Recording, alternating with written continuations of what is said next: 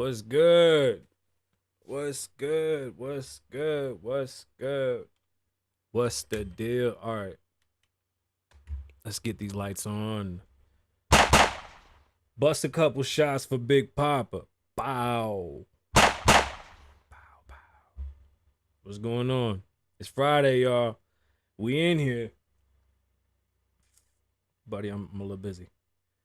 What's going on, beautiful people? My name is Kasabian Lavoe. Welcome to the Kasabian Lavoe Show. We are in here like swimwear. You hear me? What's good? How my mic sound? My mic sound nice? Mic check, 1, 2. What is this? Yo, yo, yo.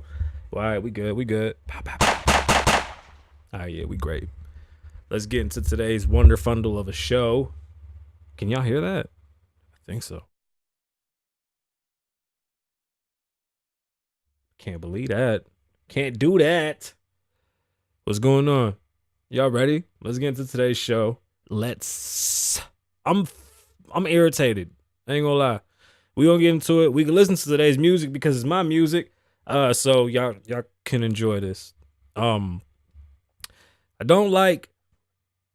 just don't like stuff. Being irritated right before the show is probably the wrong thing to do with me. But I digress. Let's listen to the tunes of Kasabian Lavoe. Should I cut my mic and just let myself sing? What's going on? Y'all good? What's up? Loner, where you at? Can y'all hear that? You know what I'm saying? Hey, yo. Wow.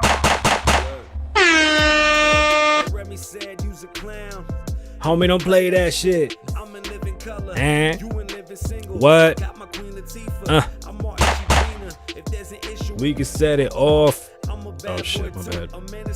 We gotta adjust that. There's too much desk in the camera. What up, boy?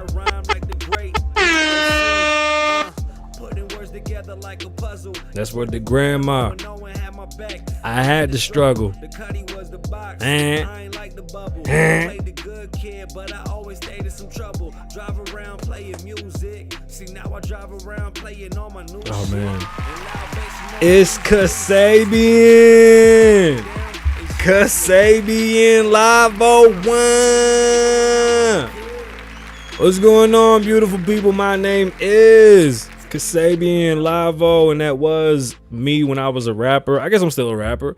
But my name is Kasabian Lavoe, and I'll be your host at the Kasabian Lavoe Show live from Las Vegas. My son is throwing me off, but I am your host with talent on loan from God. Yes, it's only borrowed time, folks. It's Friday. All right, hold on, because this shit is getting out of control.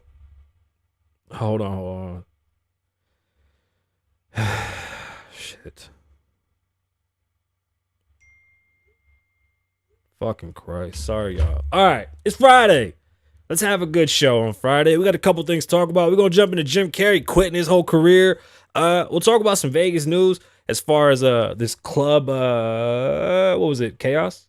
I think it was Chaos. It was the Palms. Whatever happened at the Palms. Enough. Bro, my child, he just doesn't understand that right now is just not the time to send me $5 million. All right. I have to take my watch off. I just want to get the show done. All right, word. Hold on. Watch off D&D. Bro. This is what happens when you go live.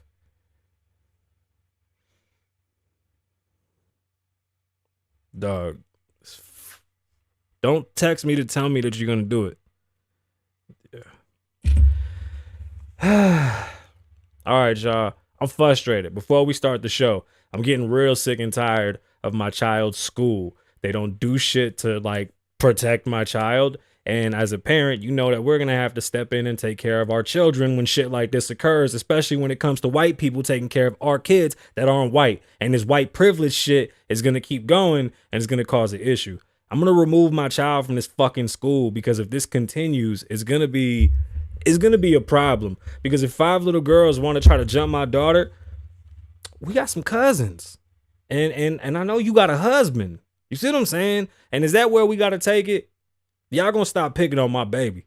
I'm gonna tell you that shit. Y'all gonna stop picking on my motherfucking baby. And I'm just tired of talking about this shit right before my show. But it's Friday, and these little punk ass kids think that this shit's a joke, and these goofy ass white people think that, oh, they don't matter. That's what it is, bro. I'm not here to play. Like, I live in a very affluent part of town, and unfortunately, it's real white. And these white folk don't get it. And I don't like being around these motherfuckers. I believe wholeheartedly in segregation, especially by choice.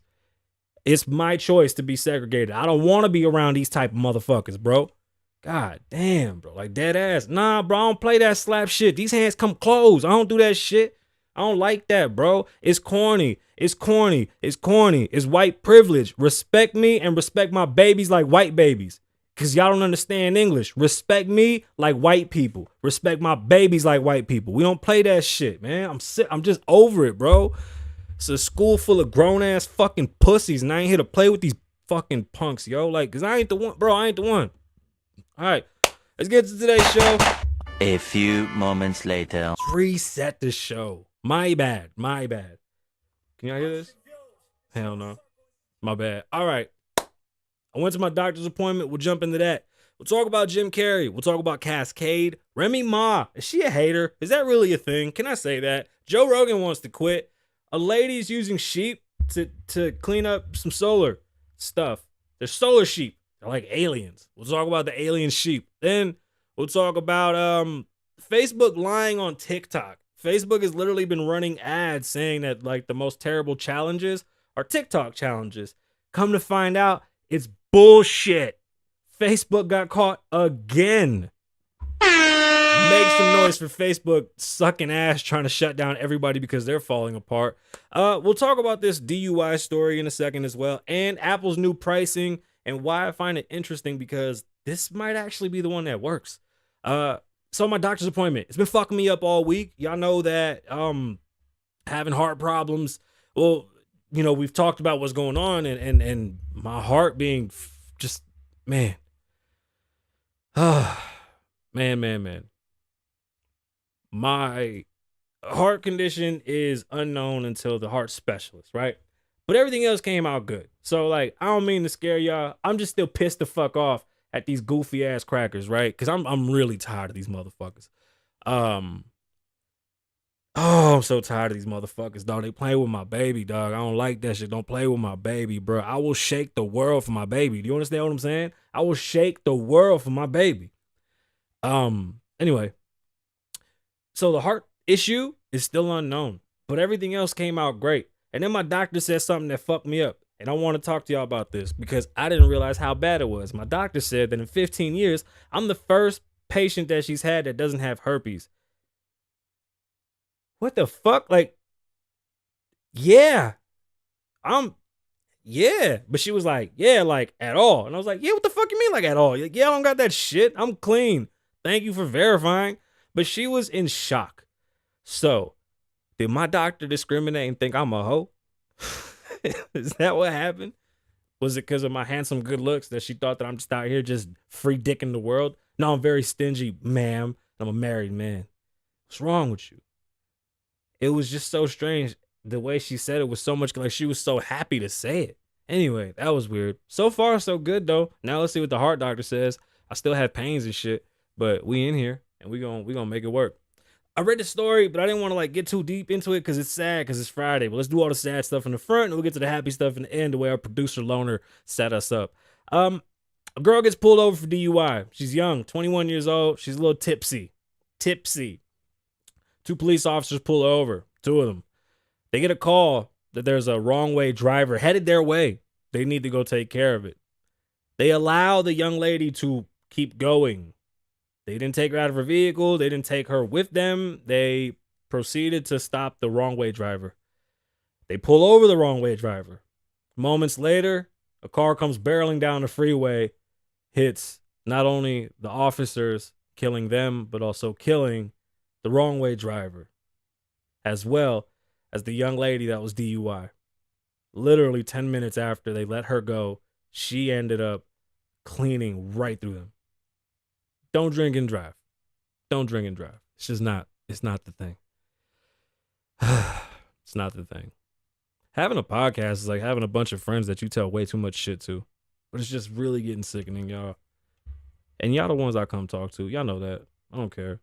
It's frustrating being a daddy. You know what I'm saying? Like people really, really play with your fatherhood when it comes. Honestly, my biggest beef is just all right, let's get into the show. Let me just stop. Jim Carrey. Jim Carrey, shut the fuck up. I told y'all on Wednesday that I was more interested in watching the divide in public opinion from married men to single men and then white people. And it didn't change. All white folks said the same shit. He should go to jail, call the police, da da da da da da. Chris Rock didn't want to press charges. Everybody's shocked. Jim Carrey said he should have sued him for $200 million.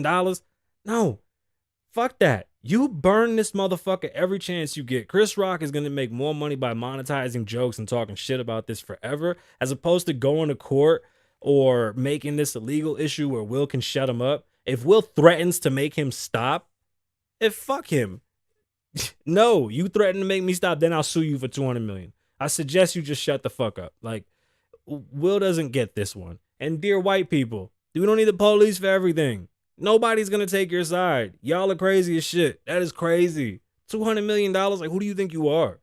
That shit. That is wild. Who saw? First off, where's Peaches? Who saw Franklin? I mean Snowfall. But oh man,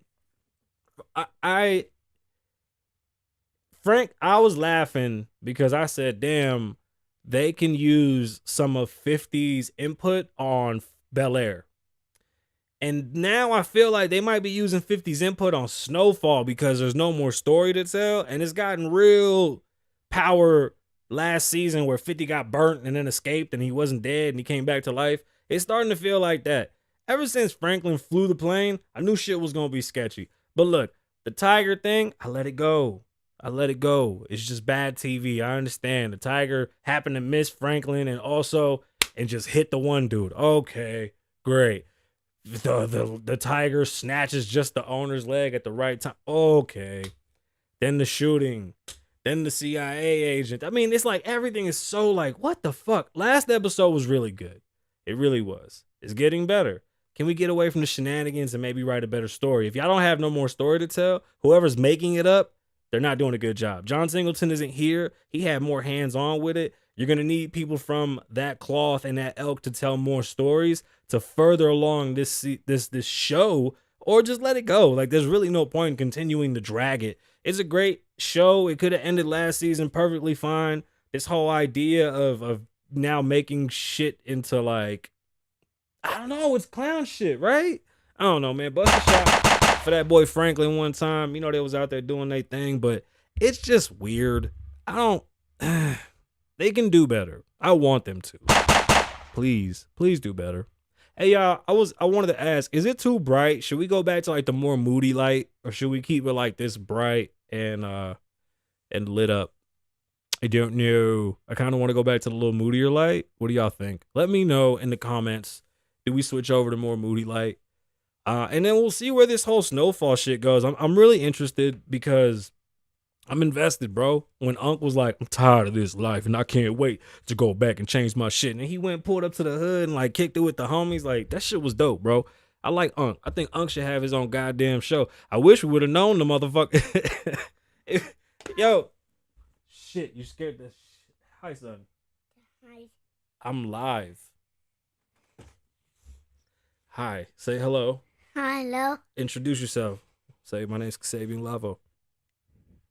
Hello. Say, my name's Kasabian Lavoe. Wow. Say it. Wait. They see you. Say, I'm Kasabian Lavoe. Wow. What's going on, beautiful people? No. Yeah. No, man. I just did that thing. That's because you're live. Say, what's going on, beautiful people? You got to introduce yourself. Look. Oh, buddy, it broke. Yeah. I found it. Wait, it's a loader and a steamroller? Yeah. That's weird. Okay, I got to get back to my show. You're not going to say what's going on, beautiful people? No. No? You're not going to say it's Kasabian Lavoe? Why? Yeah. No? Yeah. You? Still then I'll swamp with it. Okay, I gotta go though. Okay? I love you. Come here, give me a kiss. I love you. You ain't gonna say you love me? What do you want to do? You want my rock star? No, get out. Go. What are you doing? My bad. A few moments later. I think my son has been the star. Boy!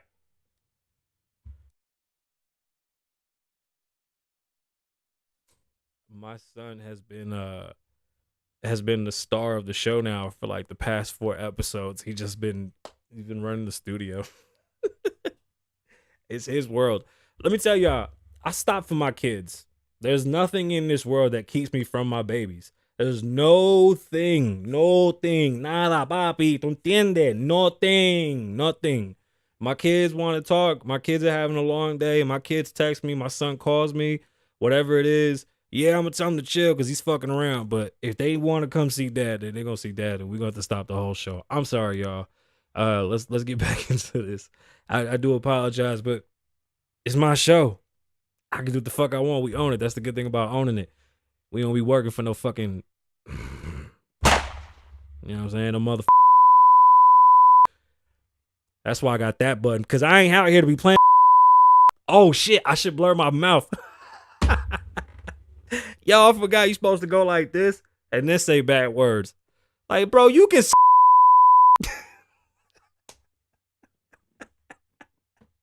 Yo, all right, let's get back into it. Is Remy Ma a hater? A few moments later. She made a comment about Doja Cat. She made it seem as if Doja Cat wasn't a rapper and Doja Cat was more of a singer or a pop star. I'm highly offended that she would think that. Doja Cat has literally said that she wants to put out a hip hop or rap album, like a rap A side and a B side, singy, songy side. There's no artist talking like her. There's no artist making music like her. Doja Cat, in my eyes, is the future of Las Vegas entertainment. If you pay attention to what she's doing, her music is worldly. She's not American. She is from Africa, has different roots, and her style is very, very unique.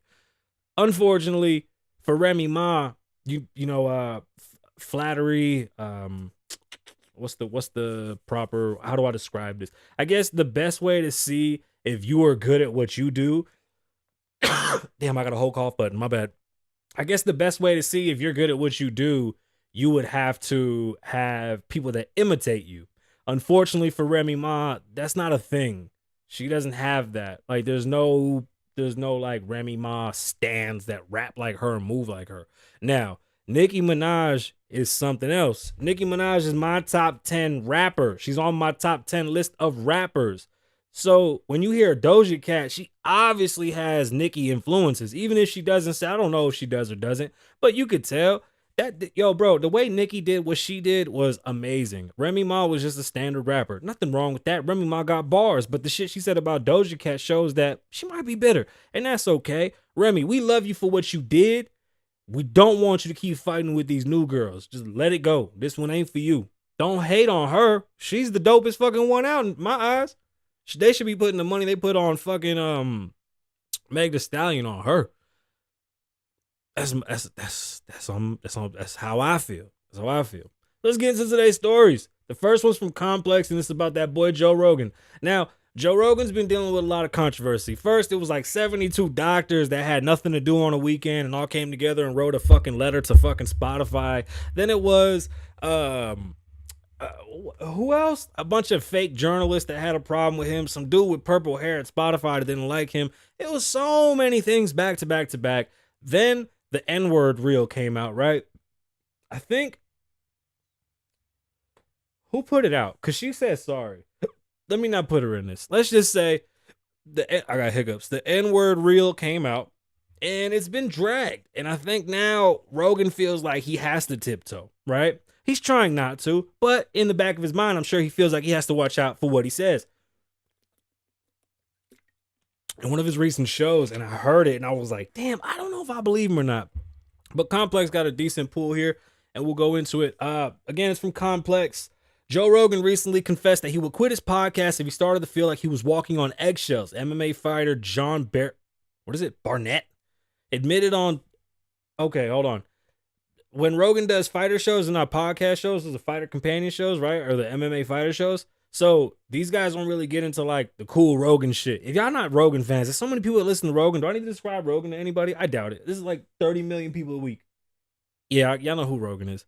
Admitted on Tuesday's episode of the Joe Rogan Experience that he worried about speaking freely because certain listeners would go through every single one of his statements with a fine-tooth comb. Rogan casually assured Burnett that they would, adding, "There's more people pouring over it, but it's the same thing. I do it the same way."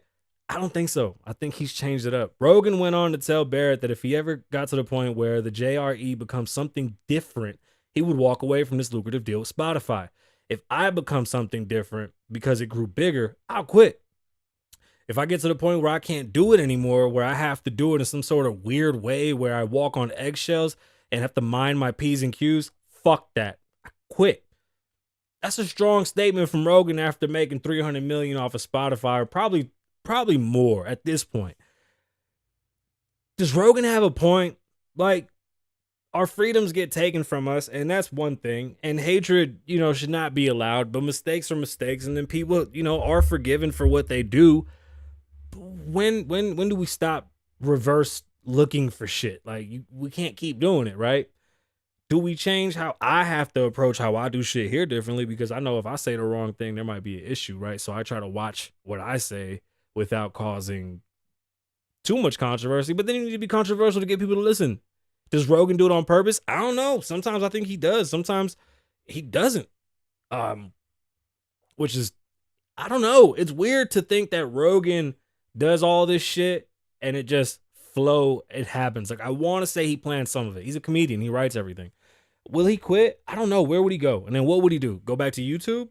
That's a fat ass bag too, but YouTube's going to chop his ass up worse than anybody else. I don't know. A few moments I later. got used to hitting that. So, hackers stole just about $600 million from a blockchain network. We're going to talk about it. Bloomberg, hackers stole about about 600 million from a blockchain network connected to the popular Axie Infinity online game and one of the biggest crypto attacks to date. Crypto is scary when you don't understand it. I tell you stories like this so that you know what's going on and you know how to protect yourself. Computers known as nodes operate by Axie Infinity maker Sky Mavis. These are all giant words I've never read in my life. And the Axie DAO, is that like, I've heard that before, but I don't know what that is. That supports a so-called bridge software that lets people convert tokens in ones that can be used in other networks were attacked. What the hackers draining was known as the Roni Bridge of 173,600 Ether and 25.5 million USDC tokens in 2 transactions. The breach happened on March 23rd, but only discovered Tuesday, according to Roni. The blockchain that supports Axie Infinity, man, they hit the whole... I should have really went through this story. I saw it a couple days ago when it happened. I wasn't too invested in it. This is scary. Let's continue. The attack is the largest to show that bridges are often rife with problems. The computer code of many isn't audited, allowing for hackers to exploit vulnerabilities. It is often unclear who runs and, okay, this is interesting too, and exactly how. Who does run all this shit? Because I've never understood that either. We probably should have done this in pre. Identities of validators who are supposed to order transactions on bridges are often shrouded in mystery, and yet there are thousands of bridges out there, and they move hundreds of millions of dollars worth of crypto. In quotations, the fact that nobody noticed for 6 days screams out loud that some structure should be in place, which, what word is that? It'll take, what? Elytic transfers? I don't even know what that means. And Wilfred Dwayne, head of security of... This whole last shit is not meant for me to read. I'm good. They call it the Roni heist. Underscores the security concerns that plague the wider market for decentralizing financial or DeFi protocols. Some 2.3 billion was stolen from DeFi platforms in 2021. Holy shit! A jump of 1,333% from the year before, according to a tweet from Blockchain. I don't understand. Technology and old shit got to mix is the only way that's going to work, right? Like the nerds got a great idea. Now we just need a couple of rules because there's no fucking way we're allowed to lose $2 billion because of shitty work. No. Like what? You see, everybody got mad at the government when they stopped the GameStop shit. Billions of dollars were being lost from police and school pensions. You kind of need somebody that's being adult sometimes. Like, that's crazy. That much money came up missing, and it took almost a week, a business week, to be discovered. That's fucking amazing. Amazing. So, solar sheep, what are they? A few moments later. I got to get something else for that. That's a lot better than that. So, if y'all got any ideas, shoot them my way. Solar sheep are the way of the future. Future. I'll put the echo. Future. Okay, they're not. But farmers in Canada apparently lose their land to solar panels all the time, and then they have a lot of issues because they don't use their land or get to utilize it for what they were using it before as much as as far as grazing and letting their chattel roam about. Goats, sheep, cows, etc., things, this, that, and the third. Now, these giant panels, they move throughout the day, so they do cause and create shade, but nonetheless, there's an overgrowth of grass, which is a fire hazard because of all the cables and all the things that are going on.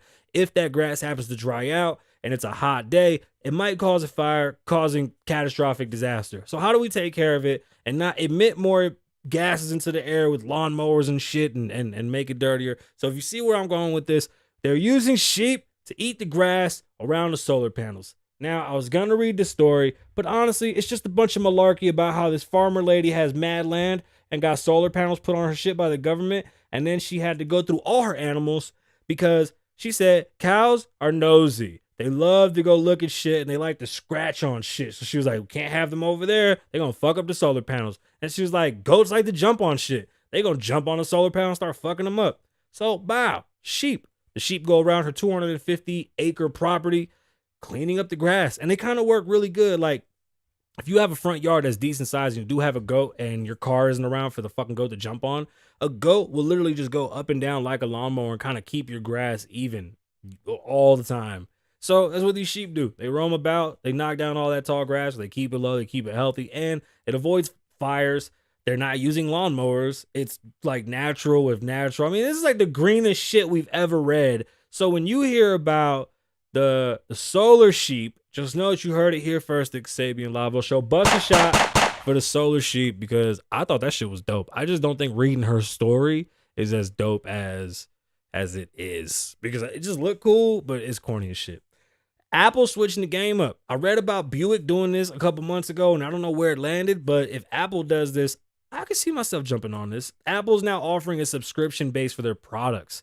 Not like the one you get with your phone bill, but more of like an overall Apple subscription. And apparently, this is going to be the way of the future. So just a little background story of this. This is actually some type of payment plan that Harvard came up with, like a way to make money and continue to grow and get more people and not affect them as much, but get more money for them in the longer term and a secured money, meaning because it's like withdrawn from their accounts, you can damn near count on that money every month, right? So when I was younger, I was always asking, how do I make money? How do I make money? The one thing I was told, it always stuck with me, and I still have not figured out how to do it, is subscription. Yes, OnlyFans, Patreon, things of that nature, those like boxes. Anything that you can have a subscription-based model will make you a millionaire and make you wealthy beyond your belief. It is what it is. So let's get into Apple and see what they're talking about, because Apple has a shitload of products, and I know everybody wants the new shit, but who wants to keep paying these crazy bills for these phones? Like, I honestly haven't paid a full iPhone off in 2 years because I'm over it. Every bro, they fucked me with the 10 or the X when it was $1,400, $1,500, and the next one was $1,000. I'm like, okay, y'all playing games, right? Anyway, this came out of Inc.com. Apple recently announced plans to sell iPhones and iPads on subscription basis in an ongoing effort to increase its $365 billion revenue. It is looking not to lure customers in with its latest enticing features, but using Harvard psychology of consumption to deploying. Yeah, it was bring the family today. My bad. Got the dog and the baby. Leave me alone. I'm a daddy. I'm a whole daddy. a Harvard psychologist of consumption to deploy strategic pricing. The concept is that getting customers to commit a lower rate over a long period of time will retain more customers and rake in more revenue in the long run. This is great. Like, if you have a business and you can structure it in this fashion, pay attention. This is a big deal. In other words, it's not about customers pay or even it's not about what the customers pay or even what customers pay for, but how customers pay. They make it simple. Excuse me. It is an investor's dream that would inherently drive revenue up while locking down customers. But in the case of Apple, it is a unique audience. It might be the one left paying the price. The problem is that Apple's failing to match pricing strategies to consumer behaviors. As Apple attempts to give its consumer base what they want, it overlooks why the cult-like following actually buys it. It's not that the latest phone will change their lives, compared to the next iPhone model. It's the thrill of the race of the exclusivity that comes along with owning the latest Apple device, which is FOMO. It runs off of FOMO. But at this point, you're locked in. Does Apple grow any bigger or just continue to kind of coast? And then what changes in the phone game? I think phones are pretty much tapped out, but let's finish this article. Apple devices, in doing so, it's beginning to dilute its key selling points, which may later erode revenue. Is anybody exclusive with the iPhone anymore? Like, I'm going to get it. I don't give a fuck what it costs. Like, once they offer the whole Apple Music, your 2 gigs or 5 gigs of space and blah, blah, blah for $30 a month with all your shit, well, sign me up.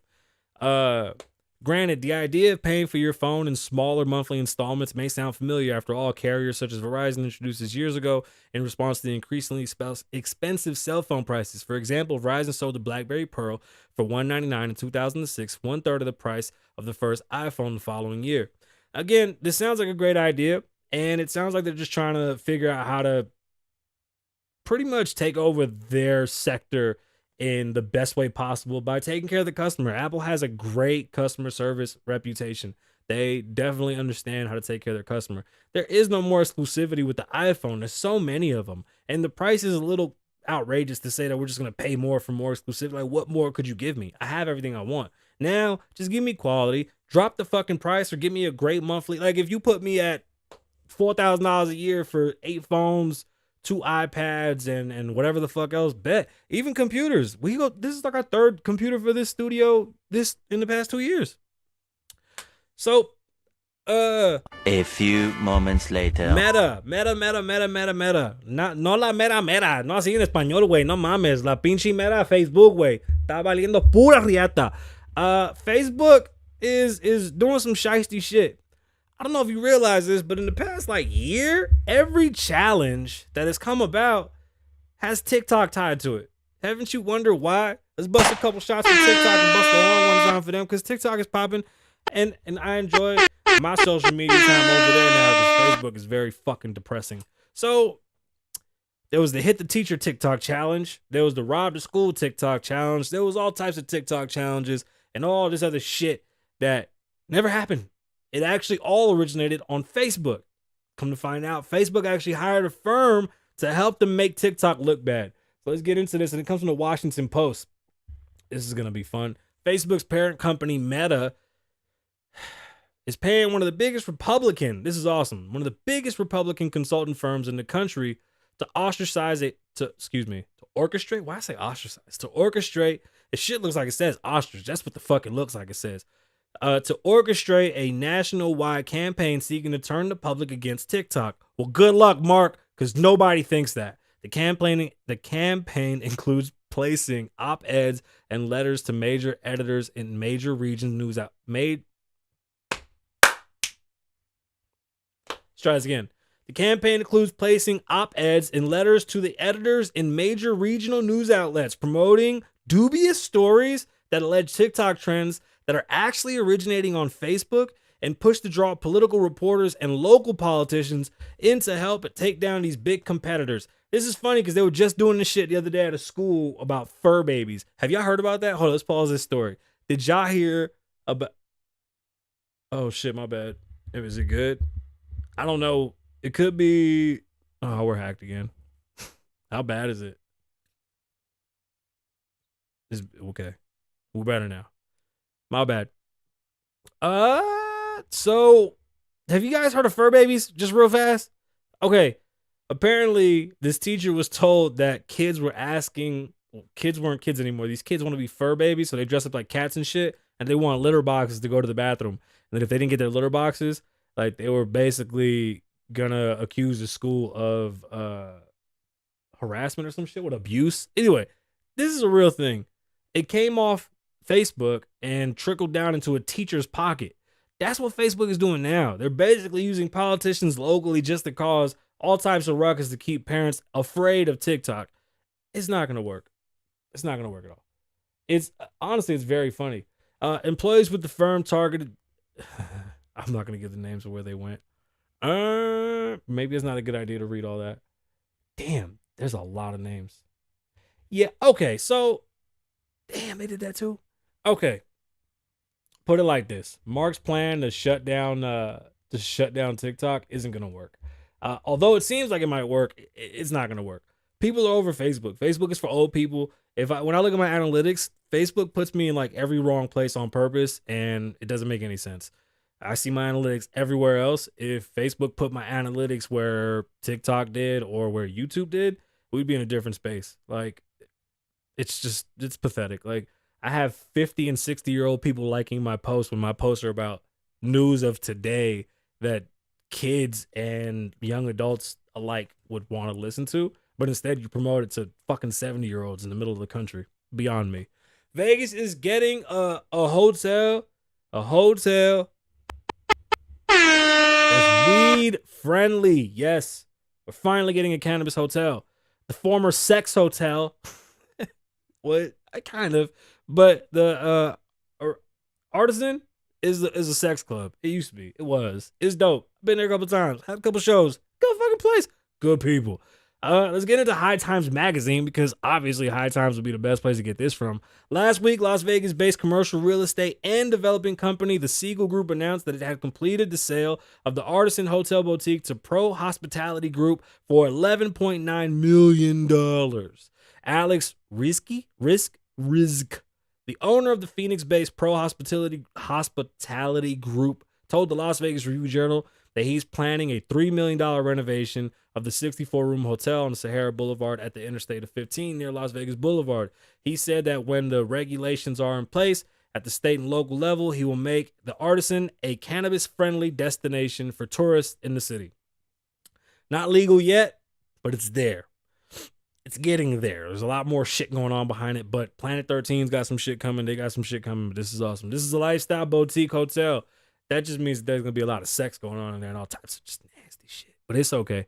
The Siegel Group acquired the Artisan Hotel in 2019, transforming the location into one of the most well-known and visited boutique hotels in Las Vegas, the company said in a statement about the sale.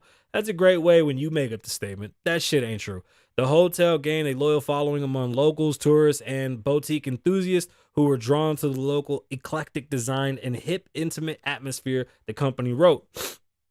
The unique hotel contained a bar lounge with a popular after-hour scene, a restaurant, a wedding chapel, and one of the few topless pools in town. That's not true. It was like 35 million fucking 30 million fucking topless pools in Vegas. Oh, appreciate you, my boy. Appreciate you. Yo, bust a shot. Yeah. And that's it today, y'all. I appreciate y'all. Appreciate everybody in the chat. Thank y'all for letting me vent. I didn't want to. I had some other shit to vent about, but we'll do it on Monday. I'll be going live now the way that we do on like TikTok and shit on here. So if you catch me on a random, it'll be off the phone. The video looks like shit. But like Loner called us the other day. It's still up there. My daughter put makeup on me and shit. And we're just trying to be more personable with the people. I think that I'm probably, even though I give a lot during the show, maybe y'all don't see me enough off the show. So fuck it. I got to go buy a car on Saturday. Well, I hope. We'll see if they got it, and we'll see if the deal goes through. If the deal goes through, I'll be talking about my new fucking car because I'm excited. Busting shot for my new car. And y'all, that is all. My name is Kasabian Lavoe. Thank you. My name is Kasabian. Live in the moment. Don't live in the past. Be safe. Stay dangerous. Lavoe loves you. Wine.